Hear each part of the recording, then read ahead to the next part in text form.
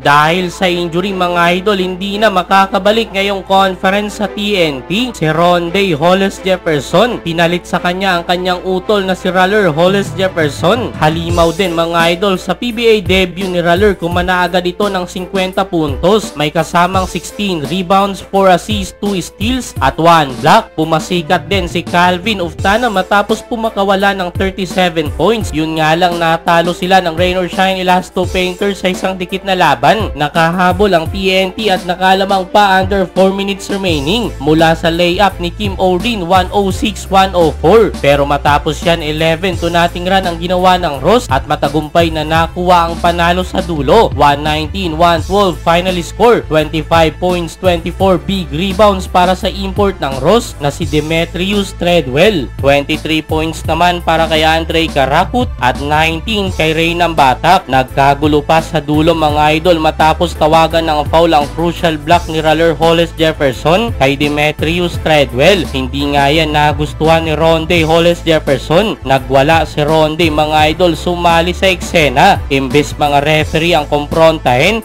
sumugod sa bench ng Rain or Shine. Nagamon pa ng suntukan sa labas. Hindi din siya inatrasan ng Elasto Painters, especially etong si Coach Heng Kiao. Nagkasagutan ng dalawa, pinagmumura ni Coach Heng si Rondae at nagpabaon pa mga idol ng dirty finger. Nahirapan pakalmahin si Rondae Hollis Jefferson. Matinding awat pa ang ginawa para ilayo sa bench ng Ross. Nanggigigil talaga si Rondae mga idol. Miski sa import ng Ross na si Treadwell ay nakipagsagutan pa. Dahil sa nangyari na yan, siguradong papatawan ng parusa ng PBA etong sina Coach Heng Kiao at Rondae Hollis Jefferson. Matapos ang 0-5 start ng Ross, nagkaroon sila ng 5 sunod na panalo. Palit import lang pala mga idol ang sagot sa hindi magandang umpisa ng Elasto Painters. Grabing impact ang naibigay ni Demetrius Treadwell sa team. Kitang-kita naman kung paano dinudumina ang ilalim kada laro. Apakalakas na import with Treadwell. Tinalo lang naman ng Ross ang undefeated at number 1 sa standing na Magnolia Hatchets. Dahil sa panalo ng Ross sa TNT,